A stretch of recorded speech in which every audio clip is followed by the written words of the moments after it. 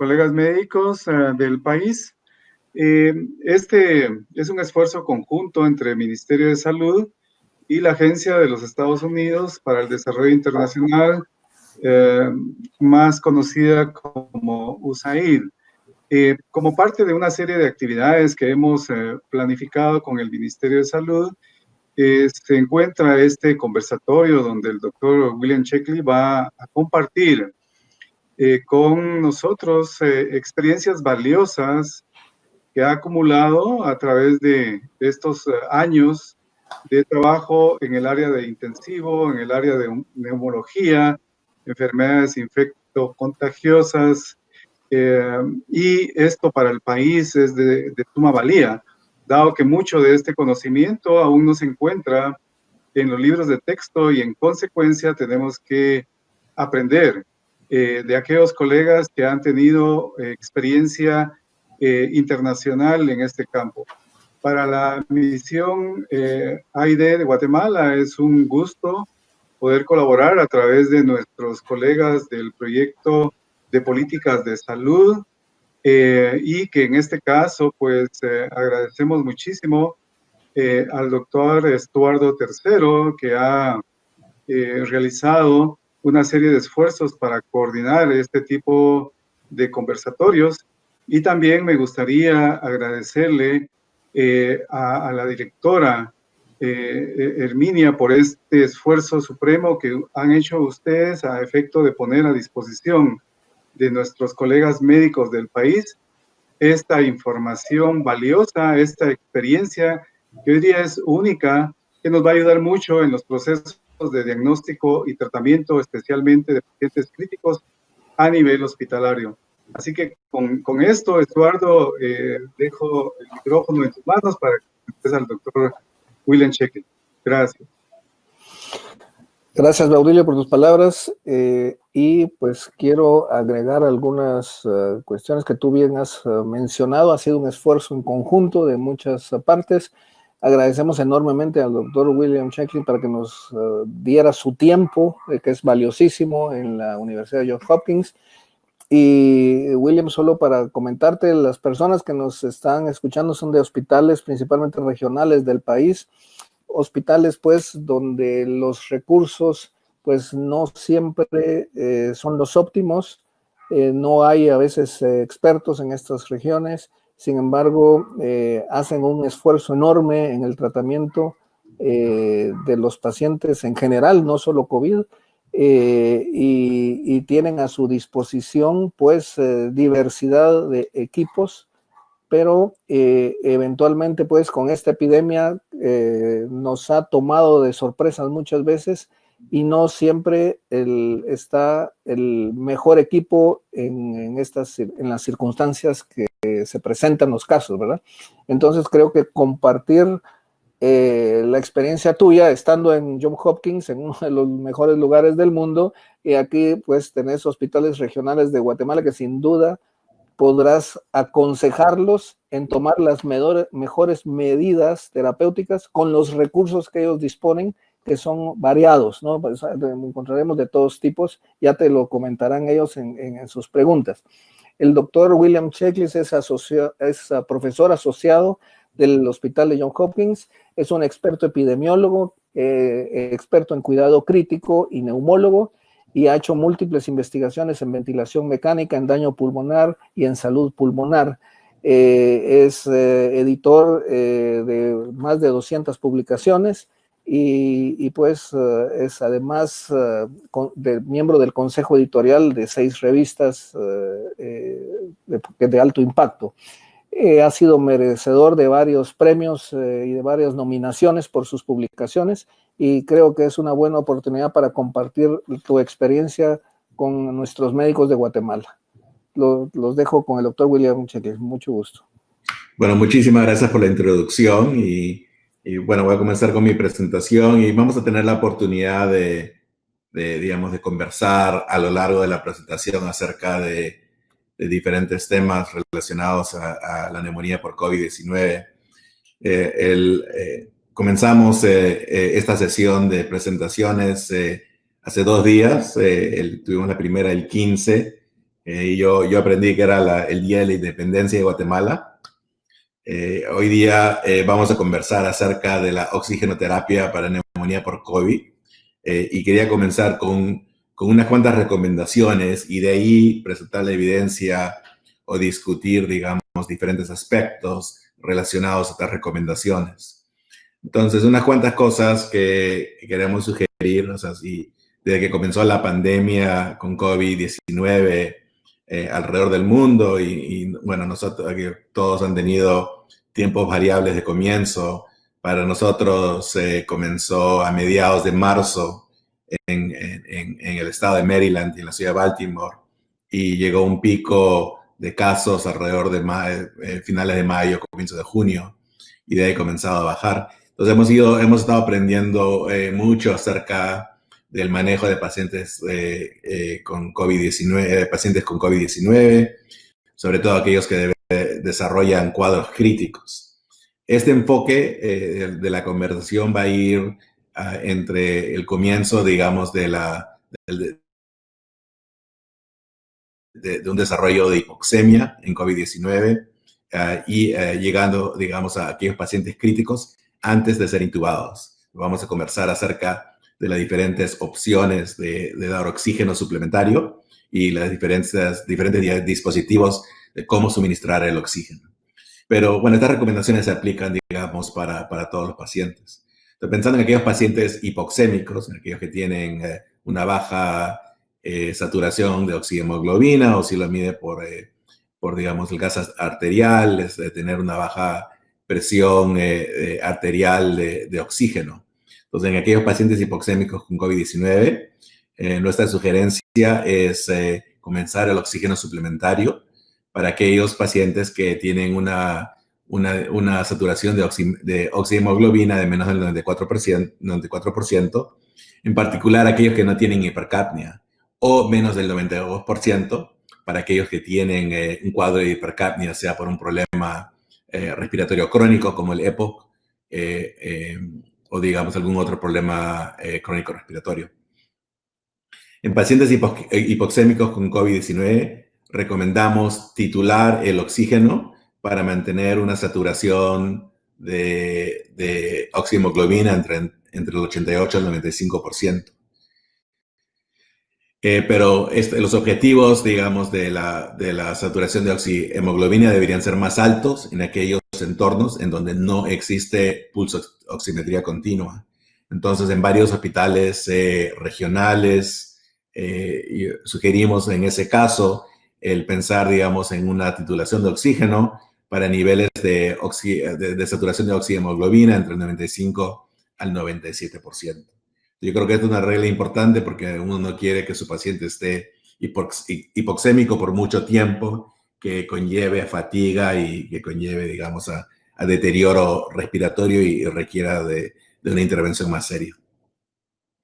Entonces, siempre comenzar con sistemas de oxígeno de bajo flujo para dar oxígeno suplementario.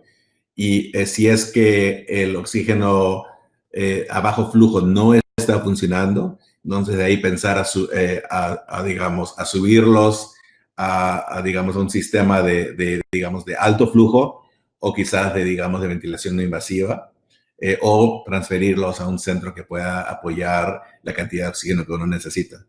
Una de las cosas que quiero decir acerca de, digamos, el uso de oxígeno nasal de alto flujo o vía cánula nasal, o sea por ventilación invasiva, que requiere de monitoreo cuidadoso, continuo y también de aislamiento para evitar problemas de contaminación, no solo al personal de salud, sino a otros pacientes.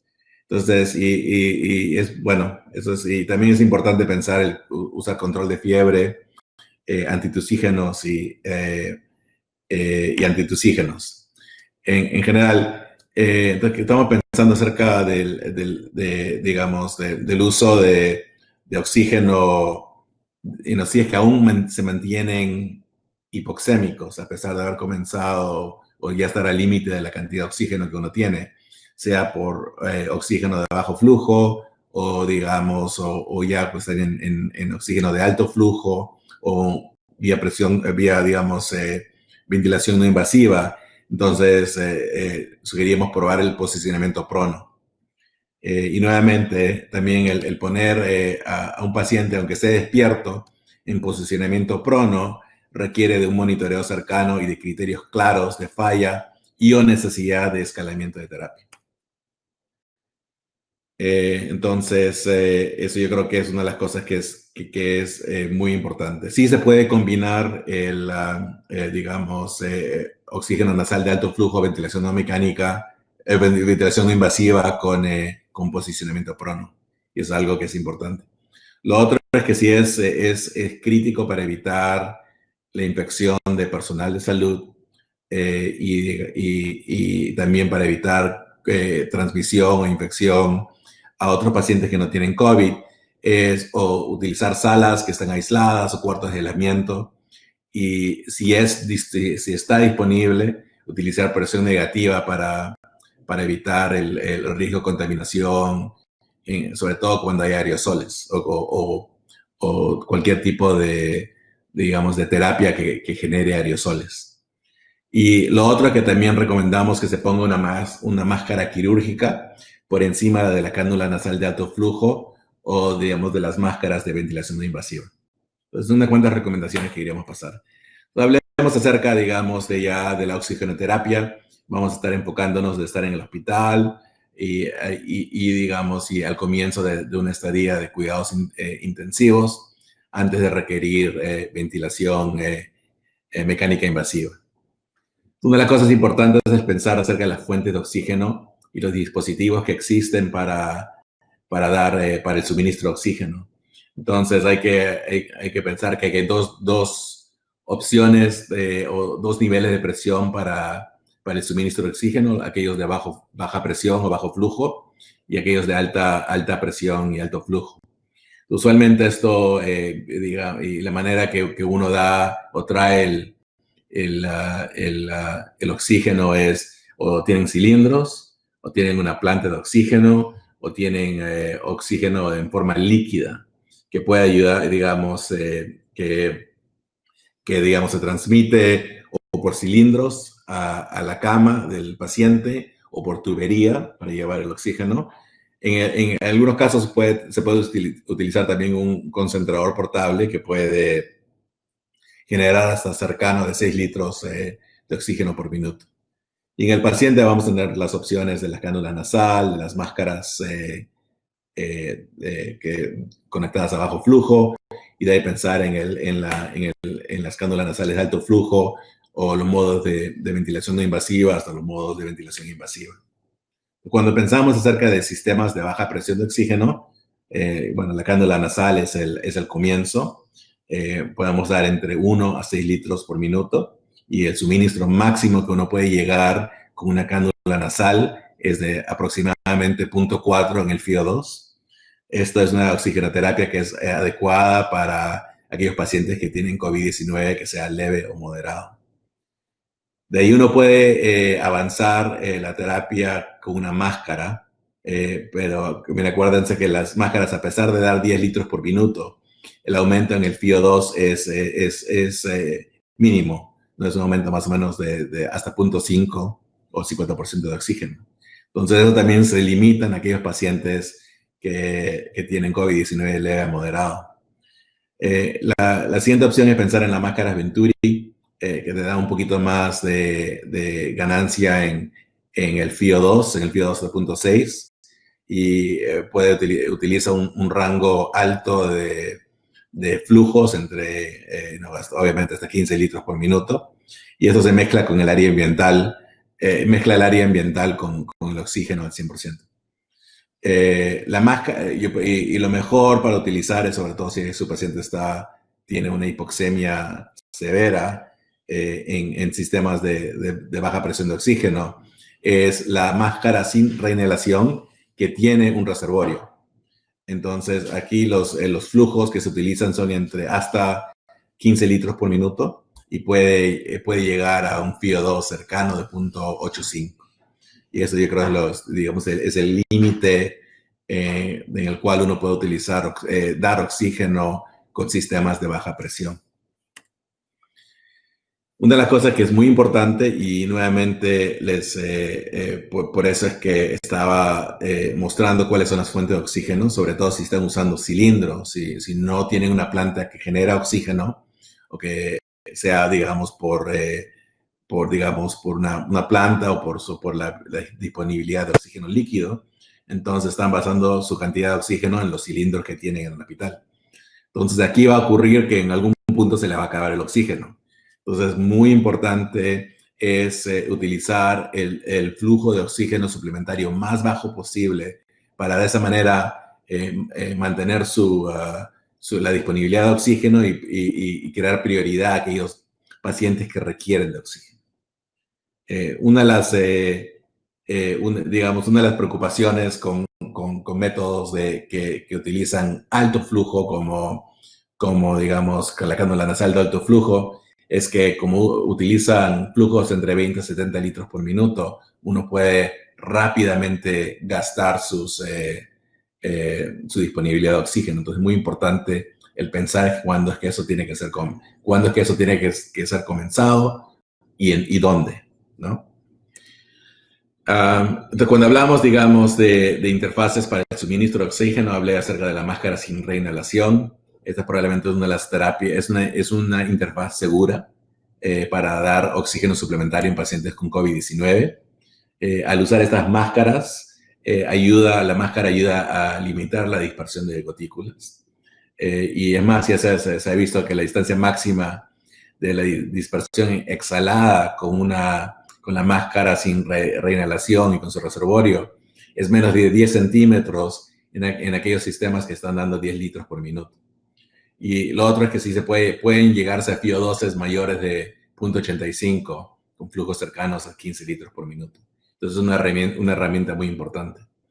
Una de las cosas que sí es importante es para prevenir la hipercapnia, la bolsa de reservorio se debe mantener inflada en todo momento.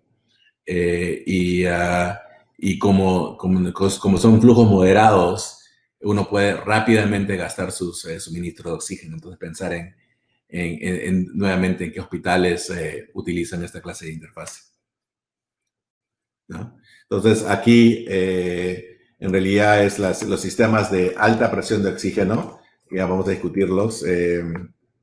Ya, excelente. Entonces cuando uno piensa acerca de sistemas de alta presión de oxígeno, pensamos en aquellos sistemas como la cánula nasal de alto flujo y ventilación invasiva y llegar a los ventiladores. Hoy día no vamos a hablar de los ventiladores, nos vamos a quedar enfocados en la conversación de la cánula nasal de alto flujo y métodos de ventilación invasiva.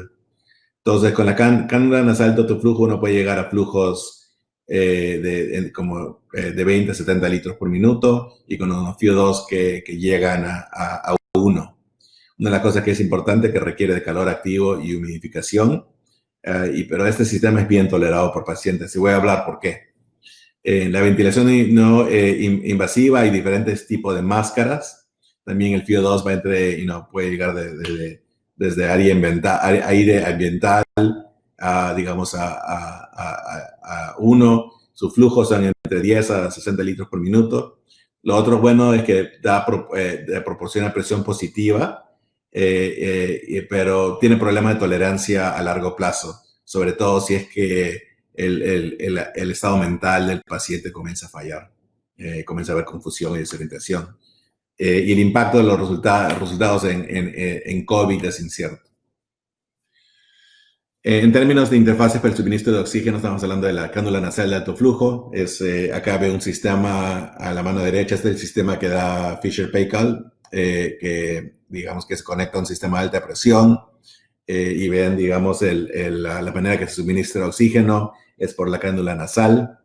Se puede llegar hasta un máximo de FiO2 de 1 oxígeno al 100%, con altos flujos como 20 a 70 litros por minuto. Y lo bueno es que se tolera bien, en particular porque uno es dado que se está dando flujos en alto nivel, como 20 a 70 litros por minuto, eso también crea un bajo nivel de presión positiva en las vías respiratorias superiores, que por un lado ayuda con el reclutamiento pulmonar. Lo otro que estos flujos también ayudan a disminuir el espacio muerto fisiológico y eso ayuda a facilitar también la respiración. Y se ve claramente que hay una disminución observada en el trabajo respiratorio. Pero una de las consecuencias de esta interfaz es que utiliza una gran cantidad de oxígeno debido a los altos flujos.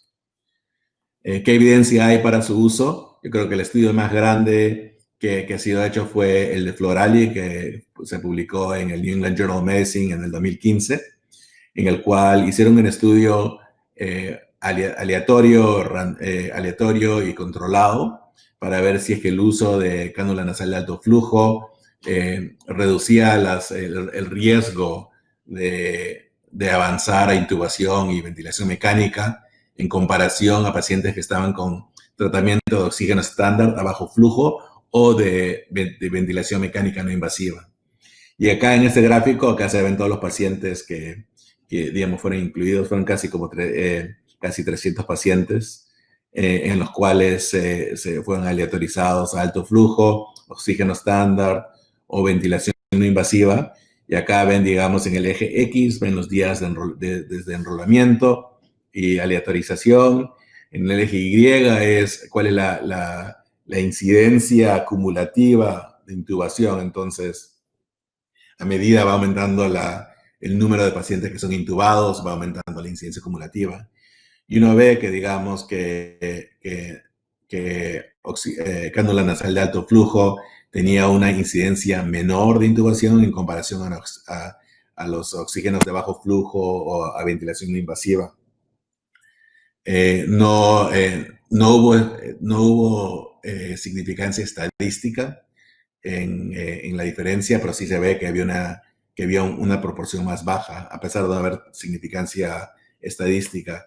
Lo que sí fue importante y se encontró significancia estadística fue en aquel grupo de pacientes que ya comenzaban a tener un cierto nivel digamos, de injuria pulmonar o ya de evolución al síndrome de distrés respiratorio agudo con un PAFI de 200 milímetros de mercurio. En ese subgrupo se vio que aquel grupo que recibía cánula nasal de alto flujo tenía una incidencia acumulativa de intubación que fue significativamente más baja que cuando se comparó con oxígeno estándar o ventilación no invasiva. Y también ellos vieron que hubo una diferencia en la mortalidad, ¿no? Aquellos pacientes que estaban en cánula nasal de alto flujo en comparación a oxígeno estándar o ventilación no invasiva, tuvieron una mortalidad más baja a los 90 días. Ahora, una de las cosas para decir es que el análisis primario estaba relacionado a la intubación de todos los pacientes y eso no demostró un efecto. Sin embargo, ya han habido, digamos, metaanálisis que han evaluado el rol de cánula nasal de alto flujo para mejor entender dónde es que estaban los impactos. Entonces, hubo una revisión sistemática y metaanálisis que combinó a 9 ensayos aleatorios y cercano a 2,000 pacientes que tenían pacientes con insuficiencia respiratoria hipoxémica aguda. Y se vio que la cánula nasal de alto flujo, y acá la tenemos como HFNC por sus siglas en inglés, que, digamos, disminuía la necesidad de intubación traqueal sin tener efectos en la mortalidad comparado con la terapia de oxígeno convencional. Entonces, y el riesgo, digamos, disminuyó el riesgo de requerir intubación por más o menos un 15%, a pesar que no había diferencia en la mortalidad. Y acá está, digamos, esta la diferencia en mortalidad y esta la diferencia, digamos, en intubación. Y se ve, digamos, en el resumen, acá ya resumen todos los diferentes estudios, se ve que hay un efecto importante en reducir el riesgo de intubación. Entonces, sí, el uso de la cánula nasal de alto flujo tiene un rol muy importante en el tratamiento de pacientes que tienen falla respiratoria hipoxémica, sobre todo en aquellos pacientes con COVID-19 que sabemos que desarrollan una hipoxemia severa y que pueden permanecer que tienen una complianza preservada y que pueden mantener su ventilación. Entonces, esto puede ser muy útil para manejar a estos pacientes. Lo negativo de esto es que requiere que su hospital tenga un sistema digamos, de presión alta de oxígeno, que es difícil tenerlo en los hospitales regionales. Lo otro es que también, como he dicho anteriormente, si es que su suministro de oxígeno es limitado, entonces la cánula nasal de alto flujo va a gastar mucho oxígeno y hay que utilizarlo con mucho cuidado. Y sí se puede combinar con el posicionamiento prono en pacientes despiertos que permanecen hipoxémicos. Cuando hablamos de métodos o interfaces para ventilación no invasiva, que los conocemos como el CPAP o el BiPAP, hay varias diferentes interfaces, ¿no? Y acá tengo fotos de varias, ¿no? Puede haber una máscara completa, puede ser una máscara oral, una máscara nasal, puede ser un casco, y digamos, uno definitivamente puede llegar a sus flujos de 10 a 60 litros por minuto, según el sello que uno tenga, y se puede llegar hasta un FiO2 digamos, de 1, o sea, 100% de oxígeno.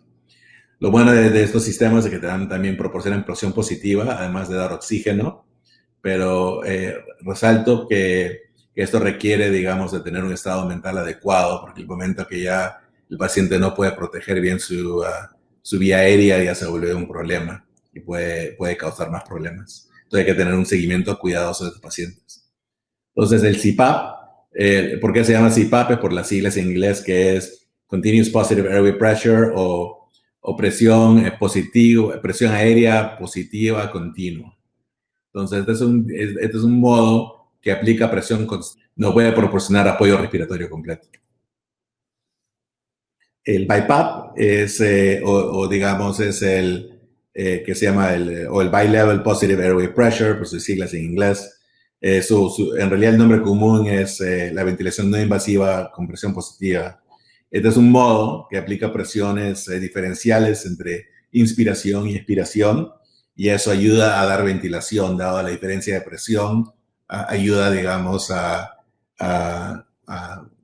esta diferencia de presión conlleva a un cierto flujo y un cierto volumen que entra a los pulmones.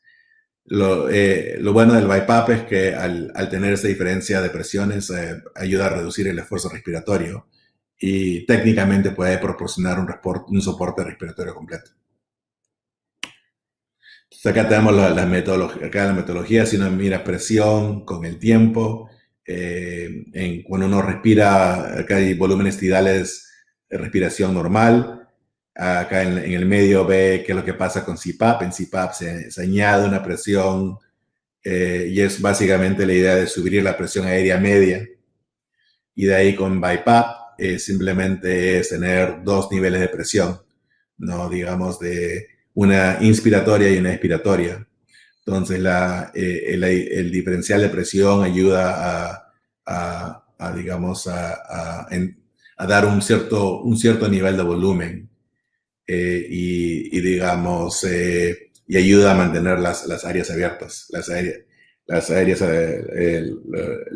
abiertas. Uno de los problemas más grandes y preocupaciones que existe con la ventilación no invasiva es el riesgo de aerosolización, y esa fue una publicación que estaba basado digamos, en pacientes que tenían una máscara estándar y que hicieron una estimación de los aerosoles. Y digamos acá, cuanto más morado era el color, era más alta la probabilidad de estar en contacto con la aerosolización. Cuanto más azul es menos probabilidad. Y se ve que en los ejes Y y X te dan la distancia. Digamos, este era un sistema con BiPAP de 10 y 4 y ve que esto puede llegar hasta 30 centímetros. Y si se aumenta, digamos, la presión inspiratoria a 18, ya se puede llegar hasta casi 50 centímetros de distancia, ¿no? Es medio metro ya. Pero digamos, ese es el aerosol que se produce. Probablemente ya el riesgo es mucho mayor. Entonces, uno de los problemas una de las cosas más preocupantes del CPAP y BiPAP es ese riesgo de aerosolización. Y no existe evidencia sólida a favor o en contra de su uso en COVID-19. Una de las preocupaciones que existe con este modo de ventilación no invasivo pero espontáneo es que puede dar volúmenes tidales que son mayores a 6 ml por kilo de peso predicho. O sea, puede ser entre 8 a 10. Entonces, y eso conduce a volutrauma y a barotrauma y puede aumentar la lesión pulmonar y aumentar la mortalidad. El riesgo de aerosolización existe. Hay datos limitados durante la epidemia de SARS que demostró que esto ocurre. Y algunas personas que consideran que COVID-19 es una contraindicación para su uso. Sobre todo si es que hay falta de equipo personal protectivo y si es que hay falta de salas de aislamiento.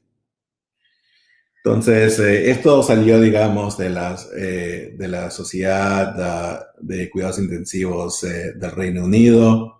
Ellos definitivamente, si es que quieren utilizar el CPAP o BiPAP, recomiendan que los pacientes tengan una sala de presión negativa, o sea, una sala que tenga al menos 10 ciclos por hora de intercambios de aire, a preferencia de una sala de presión neutra o una sala lateral simple. La preferencia en términos de orden de interfaz sugiere una máscara facial completa, porque eso ayuda a reducir la cantidad de aerosoles, seguidos por el casco de CPAP, o de ahí seguidos por la máscara estándar. La máscara estándar es la opción menos preferida porque es aquella que cuando falla el sello es la que más aerosoles produce. Y es muy importante tener un plan establecido para intubar al paciente si es necesario, si es que se ve que hay un deterioro. Lo otro que se recomienda también es utilizar un filtro viral en todos los sistemas de escape, y eso ayuda, digamos, a bajar la carga viral y el riesgo al personal o a otros pacientes.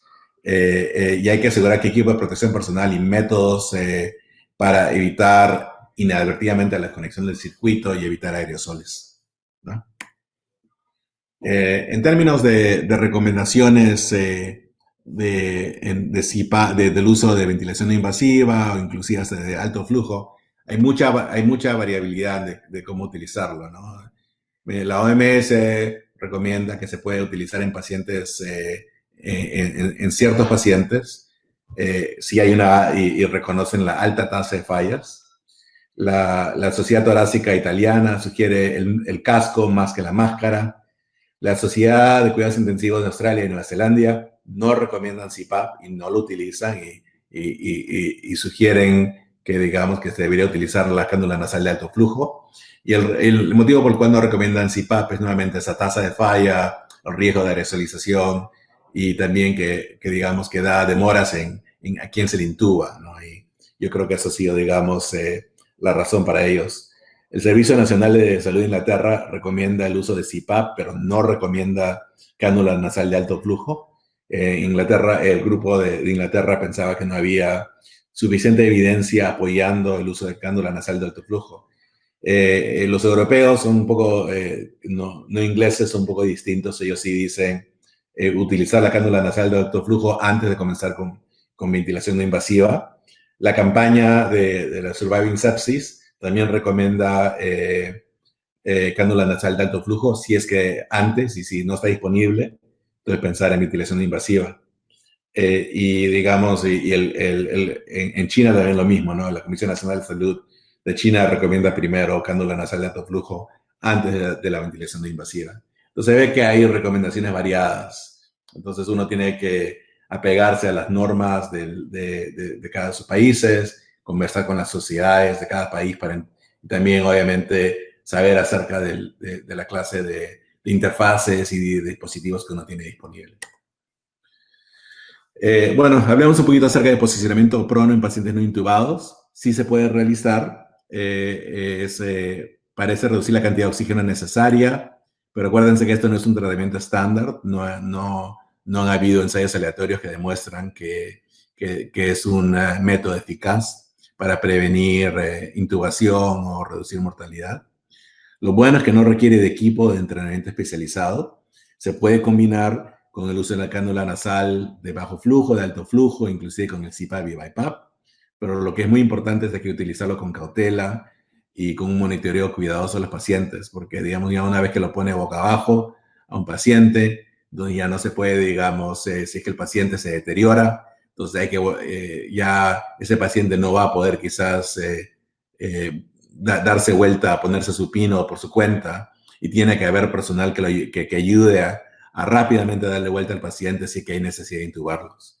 Entonces hay que tener monitoreo cuidadoso. Entonces eso sí yo sugeriría ver cómo tener pulsoximetría continua para ver si es que los pacientes se deterioran o no. Bueno, ¿cómo funciona el procedimiento prono en pacientes no intubados? La idea es acostarse, pedirle al paciente que se acueste a boca abajo, y se ha demostrado que eso aumenta la oxigenación, y no solo aumenta la oxigenación, sino también para eso mejora la ventilación, y los pacientes reportan una mejoría de síntomas, ¿no? Y hay que seleccionar cuidadosamente los pacientes, sobre todo aquellos que pueden proteger las vías aéreas y que demuestran que no tienen dificultad respiratoria. Porque ahí ya han habido unos cuantos casos de serie de casos que han demostrado que si es que una vez que hace el posicionamiento prono, que no solo mejora la oxigenación, sino también reduce la tasa respiratoria, que nos indica que está teniendo un efecto en la ventilación. Y este es otro estudio que también que se publicó hace poco, demostrando una serie de casos que hay un aumento importante en la saturación de oxígeno antes y después del posicionamiento prono. Entonces, ¿en qué pacientes no intubados se debe utilizar? Entonces, acá la Sociedad de Cuidados Intensivos del Reino Unido recomienda lo siguiente. Dice, cualquier paciente que tiene hipoxemia requiriendo 2 litros de oxígeno, 2 litros por minuto de oxígeno o más. Lo que sí, eso ellos recomiendan evitarlo en personas que saben que van a tener problemas anticipados en la vía aérea, sobre todo aquellos que son pacientes que ya tienen dificultad para intubar. Yo creo que esto es muy importante porque los minutos cuentan. Y si es que ya tienen a alguien que está prono y tienen que traer a 4 o 5 personas para darle la vuelta al paciente, todo eso demora.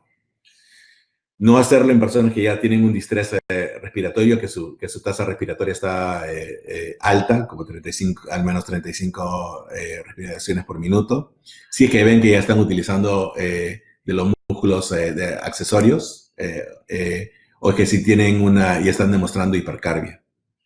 Si el paciente tiene inestabilidad hemodinámica o arritmias, o si ya tiene, digamos, agitación o estado mental alterado. Y también evitar algo en aquellos que han tenido cirugía abdominal reciente, instabilidad de la espina o alguna injuria torácica. Otras contraindicaciones también son relativas, es que si es que hay injuria facial o úlceras, acuérdense que el paciente va a estar a boca abajo y va a estar apretando esas úlceras, eso puede empeorar las cosas. Problemas neurológicos como la epilepsia o obesidad severa o embarazo en segundo o tercer trimestre tienden a dar problemas solo por digamos, por el peso en el feto, o en el caso de los obesos severos, eso puede tener, digamos, no solo ser incómodo, sino también empujar el abdomen, empujar el diafragma y comprimir los pulmones. Entonces, titulación de oxígeno, pensar nuevamente en titular oxígeno entre el 88 y el 95%, si es que tienen monitoreo continuo, o buscar un objetivo más alto, si es que no tienen oximetría continua disponible. Entonces cuando uno tiene que hacer, digamos, procedimiento prono en aquellos pacientes no intubados, hay que asegurarse que el tubo de oxígeno sea lo suficientemente largo para acomodar al paciente cuando el paciente esté dándose vueltas, que obviamente lo pueda hacer sin que se desconecte de la pared. Los pacientes les ayuda mucho si les dan almohadas para poder sostener el pecho, se ayuda. Lo otro es ponerlos en posición de Trendelenburg reversa, porque también eso puede ayudar a la comodidad. Y no administrar sedativos o analgésicos para facilitar, digamos, el posicionamiento prono, porque eso puede ser un problema. No darle sedativos y analgésicos puede reducir la capacidad respiratoria. Entonces, una de las cosas que se sugiere también es que hay que cambiar de posición cada 1 a 2 horas para tratar de mantener el mayor tiempo posible en posicionamiento prono. Y cuando no esté echado boca abajo, que se siente y que tenga, digamos, una inclinación entre 30 y 60 grados, para esa manera, digamos, maximizar la razón de ventilación a perfusión. Hay que monitorear la oximetría después de cada cambio de posición y reducir la cantidad de oxígeno al objetivo según sea posible. Descontinuarlo si es que no se observa mejoría en el cambio de la posición, si es que el paciente no lo tolera, si es que se ve que la respiración, la tasa respiratoria sube o el paciente parece cansado, está utilizando los músculos accesorios. Entonces ya hay que escalar el cuidado del paciente rápidamente si es que existen desaturaciones sin aumento a la cantidad de oxígeno. La Sociedad de Cuidados Intensivos del Reino Unido también ha recomendado una estrategia para maximizar el tiempo que un paciente esté en posicionamiento prono. Sugieren, digamos, estar, digamos, así echados boca abajo por 30 minutos a 2 horas. De ahí ponerse, digamos, acostarse de cúbito lateral en el lado derecho. De ahí sentarse, estar de 30 a 60 grados. De ahí nuevamente acostarse en decúbito lateral izquierdo por el mismo tiempo y de ahí regresar nuevamente a posicionamiento prono y repetir el ciclo de manera que sea tolerado. De esa manera los pacientes pueden estar, digamos, estar rotando sus posiciones sin sentirse muy incómodos. Y puede ayudar también a mantener el tiempo que están en posicionamiento prono. ¿Cuánto tiempo? No sabemos. No existe buena evidencia para guiar la duración del posicionamiento prono en estos pacientes no intubados. En pacientes intubados decimos que la recomendación de posicionamiento prono es aproximadamente 16 horas por día, pero eso no, pero eso no lo sabemos en aquellos pacientes no intubados y por ahora la recomendación es mantener el tiempo en prono lo más que sea posible. Bueno, entonces esos son básicamente los puntos que quería conversar y sería bueno entablar una conversación. Yo creo que unas cuantas cosas que son importantes, hemos ya conversado de unas cuantas cosas que son importantes y yo no sé si ustedes tienen preguntas. Si no, pues William, te agradecemos mucho tu tiempo, te agradecemos todos los conocimientos que nos has compartido. Creo que han sido de mucha utilidad.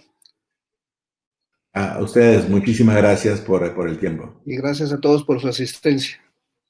Hasta luego. Nos vemos.